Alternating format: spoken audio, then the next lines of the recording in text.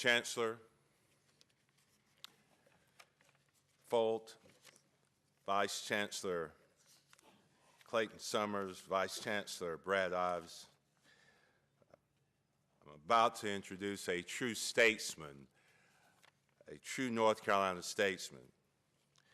He is a fellow board member, and as Appropriations Chair of our North Carolina General Assembly, he pieces together a $23 billion budget. So I will try to get this presentation right. He is an early leader of the Carolina Mountain Land Conservancy, a former national president of the Sierra Club. He is serving his 4th term in the North Carolina General Assembly.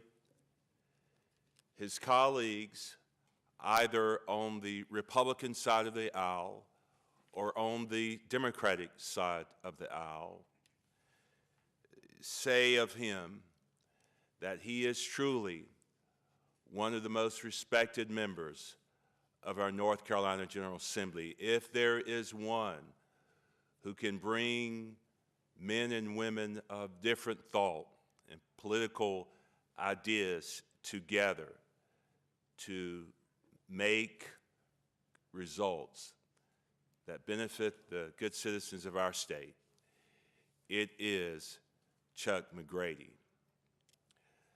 Powerful, but very humble, is what one member said of him. Thoughtful and smart. He starts his day early, and he burns the midnight oil. Ladies and gentlemen, Chuck McGrady is a dear friend of our university and a dear friend to the cause that brings us together this morning. And so it is my privilege to present to you a true statesman, Chuck McGrady.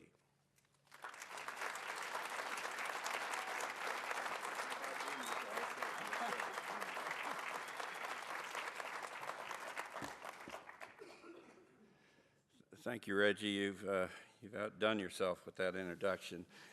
From what Reggie said, you know I'm formerly a national environmental leader and now a legislator. And what you probably realize partway through that is that he's also a Republican.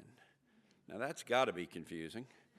I sometimes quip that for a long time I've known what an endangered species was. I just never expected to be one.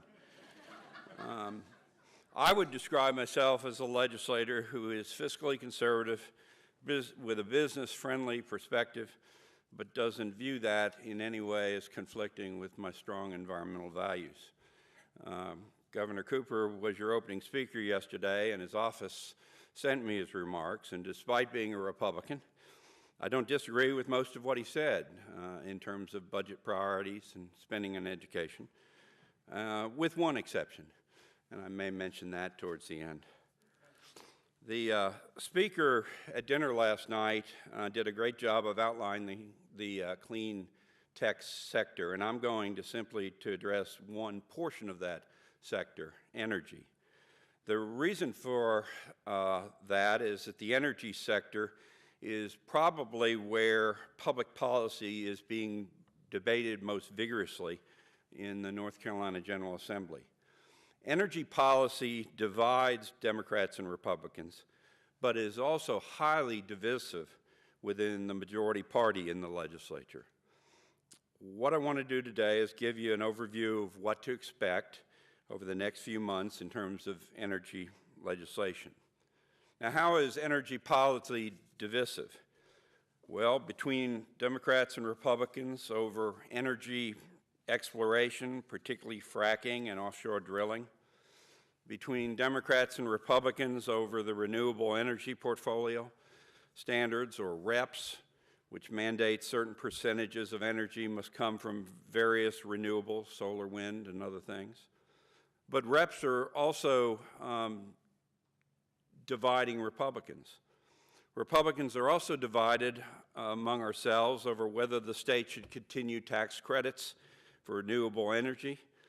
And it's not just tax credits, but also property tax rebates, abatement. Everybody is probably confused about the third-party sale issue. Last year, while legislators and then Governor McCrory fought over the coal ash legislation, lobbyists representing Duke Energy and lobbyists representing the environmental organizations and lobbyists representing the sustainable energy sector, primarily wind and solar, came to me to ask whether the legislature could convene a discussion among these disparate groups to see whether they could resolve some of their disputes over energy policy. I took their request at that time to House Speaker Tim Moore, and he did just that. He kept legislators out of the process, probably a pretty good thing to do, but provided legislative staff, and these groups have been meeting over the past several months. 2 days ago, those groups were supposed to report, but in the end, they couldn't come to a consensus report. However, they had figured out what many of the issues were, and directionally, they knew where they wanted to go, even if they couldn't agree on the details. Meanwhile, House staff was working on its own draft of legislation. Well, when that draft bill was shown to those groups who had been part of the collaborative process, everybody got their shorts in a wad. Surprisingly, though, in a very short period of time, the outline of an energy bill is emerging. So what might this involve? First, third-party sales. This increases consumer access to solar through third-party sales and leasing arrangements, previously, now, unavailable to customers. If you're producing energy, you can sell back to the power company, but you can't sell to anybody else. And this is really changing that is really a great opportunity for growth of solar in our state and is being used in other states. Number two, community solar. It establishes a process for whole communities to come together and invest in a solar facility that would power their community. This is especially attractive to multifamily and multi-story structures with limited roof space. Three, green source riders. They increase the access for businesses which want to access renewable energy but are unable to have rooftop panels. This would allow an entity to subscribe to shares of a large solar facility to meet its energy needs. 4, new bidding processes. Set aggressive solar procurement goals for the state of North Carolina beyond the existing REP standard. This encourages new and continued investment growth in our state. And finally, permit streamlining. We need to set a baseline for permitting standards so that projects located all over the state have a predictable approval process. While the draft bill had reps being rolled back, the stakeholder group wasn't going there, and I don't think we will either. However, small power producers aren't going to get the same deals provided under current law in terms of length of their contracts or in terms of something only the energy geeks in this audience might understand, avoided capacity costs. Moreover, we'll begin to roll back the property tax abatement for solar energy systems. Following on the heels of this legislation, it is likely that legislation will be introduced to address grid modernization.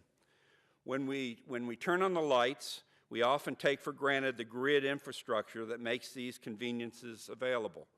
However, today is a different era from when our electric grid was first built. It's an issue of national security, and many people concede our energy grid must be updated. However, it will come at a huge cost, and that is where we might not agree. Who pays for it, and over what period of time? In closing, I'll say that North Carolina is on the brink of becoming one of the leaders in our clean energy industry throughout the country and potentially the world.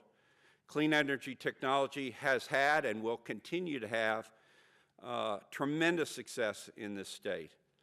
Currently, the industry provides over 35,000 jobs in the state, and North Carolina houses nearly 1,000 clean energy firms of various types, many of which are innovators in their field.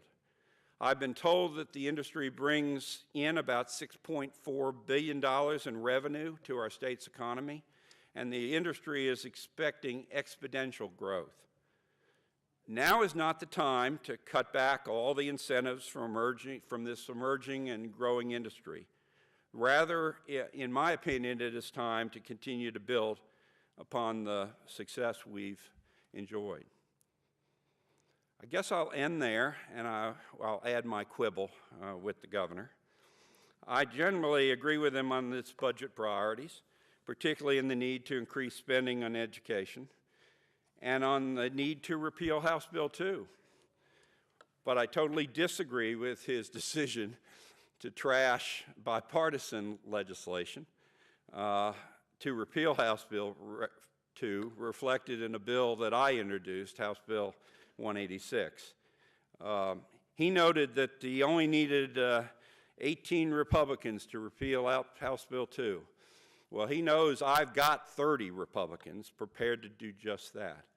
And so don't believe completely the rhetoric of the governor, and if you get a chance, urge him to actually talk with us about what a compromise and a full repeal of House Bill 2 will look like.